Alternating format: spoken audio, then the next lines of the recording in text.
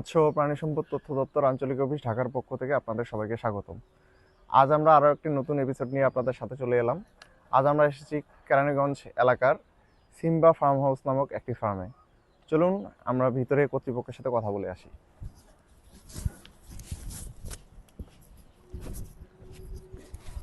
দর্শক, আমরা ভিতরে এসে খামারের এক পরিচালনাকারী এক ভাইয়ের সাথে দেখা হলো।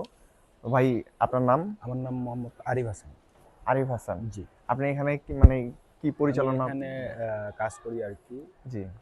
প্রায় অনেকদিন। কতদিন থেকে কাজ করেন? প্রায় 4-5 বছরের বেশি হয়ে যায়। 4-5 বছর। এই খামারের বয়স কতদিন? অনেকদিন। খামারের বয়স মোটামুটি 10 বছরের মতো হয়ে গেছে। 10 বছর প্লাস। জি। জি, তো আপনার এখানে কতগুলো গরু আছে বর্তমানে? বর্তমানে আমাদের এখানে গাভী আছে আপনার ধরেন 20টা, আর হলো ষাঁড় আছে ধরেন 4টা বর্তমানে।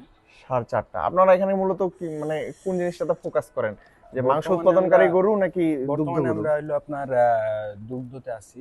জি। আর আমাদের আগে ক্যাটেল ছিল, পরে আজকে কিছুদিন আগে আমরা দুধে আসছি আর কি। আগে ক্যাটেল ছিল, এখন আপনারা দুগ্ধ গরুতে আছেন। আবার সামনে কুরবানিতে আবার সম্ভবত আমরা ষাঁড় উঠাইতে পারি। ষাঁড় উঠাবেন, মানে সিজনাল যখন যেটা ডিমান্ড করে। তো আপনার খামার মোটামুটি ভালোই বড় খামার দেখা যাচ্ছে। তো এই খামারের পরিচর্যা কিভাবে করেন, যদি একটু সংক্ষেপে বলতেন? পরিচর্যা আমাদের বলতে মোটামুটি আমাদের এটা পুরোটাই হলো আমরা চারজন আছি আর কি। চারজন দেখাশোনা করি আর কি। আপাতত আর কি সবকিছু মিলে ভালোই চলতেছে। মানে পরিচর্যা বলতে আপনারা দিনে কতবার করে এই সাধারণত যে ময়লাগুলো জমে দিনে কতবার পরিষ্কার করেন? আমাদের এটা তো বায়োগ্যাস আছে, আপনারা দেখতে পারেন বায়োগ্যাস এখানে আছে। আমাদের সব সময় এগুলা রাইয়া করে, মানে বর্জ্যগুলো আপনারা বায়োগ্যাসের মাধ্যমে বায়োগ্যাস উৎপাদন করেন, সাথে আপনাদের পরিষ্কার হয়, আবার আমাদের রান্না হয়ে যায়। আর গরুগুলোকে এখন তো জানি শীতকাল, গরমকালে একরকম পরিচর্যা, শীতকালে আরেক রকম পরিচর্যা। শীতকালে ওই যে দেখতে পারতেছেন আপনারা বর্তমানে বাতাসের জন্য আর কি ঘিরে দিছি, বাতাস যেন শরীরে না আসে, পর্দা দিয়ে দেওয়া আছে। আচ্ছা, আর এমনি গরু আমরা তো জানি যে গরমকালে গরুকে 2-3 বারও গোসল করাতে হয়। গরমকালে আপনার শীতকালে 3বারও গোসল দিতে হয়। আর শীতকালে ধরেন একবার কোনোদিন নাও দিতে হয়। যেরকম আজকে যেরকম আপনার হলো ওয়েদার ড্যাম, এখন আমরা আজকে গোসল দিব না, আজকে গোসল দেওয়া হবে না। জি। আর সাধারণত গরু তো আপনাদের এখানে যেহেতু 2 ধরনের গরু আছে, আমরা জানি যে 2 ধরনের গরুকে মাংস উৎপাদন গরুকে এক রকমের খাবার দিতে হয়, যদিও সিমিলার খাবার, একটু কম আর কি আলাদা হয়। আপনারা কোন গরুকে কি রকম খাবার দেন? এখন আমাদের হলো দুধের উপরে ডিপেন্ড। ভাই, আমরা তো দেখতেছি যে আপনার খামারে 2 ধরনের গরু আছে, একটা হলো দুগ্ধজাত গরু, দুগ্ধ উৎপাদনকারী গরু, আর একটা মাংস উৎপাদনকারী। তো 2 ধরনের গরুকে তো 2 ধরনের খাবার, মানে সিমিলার যদিও খাবার একটু কম বেশি হয়। আমাদের দুধের উপরে ডিপেন্ড করে গাভীর খাবারগুলো, আর ষাঁড়ের খাবারগুলো ওর ওয়েটের উপরে ডিপেন্ড করে খাবার, যে কতটুকু পাবে ওর ওয়েট হিসেবে। আচ্ছা, আপনার যেগুলো ইয়াতে আছে আপনার মাংস উৎপাদনকারী, এগুলোকে সাধারণত কি খাবার দিয়ে থাকেন? সাইলেজ বা ইউএমএস জাতীয়?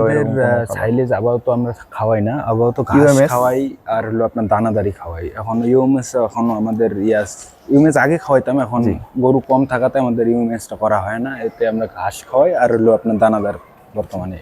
আর দুগ্ধজাত গরুকে তো প্রচুর পরিমাণে ঘাস খাওয়াইতে হয় আর দানাদার। তো আপনার এখানে এখন দুধ পান কতগুলো গরু থেকে? দুধ এখন আপাতত 9টা গরুতে দুধ।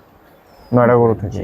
9টা গরু থেকে কি পরিমাণে দুধ আসে? আমাদের এখানে 9টা ধরেন আপনার 70 কেজি 75 কেজি এরকম। 9টা গরু থেকে 70 কেজি 75 কেজি।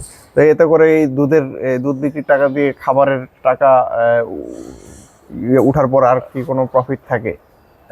আমাদের এখানে হলো আপনার বর্তমানে গরু কম, তো এই জন্য আর কি একটু সমান প্রফিটটা সীমিত। আর যদি আমাদের গরু বেশি থাকতো তাহলে একটু প্রফিট থাকতো আর কি। জি।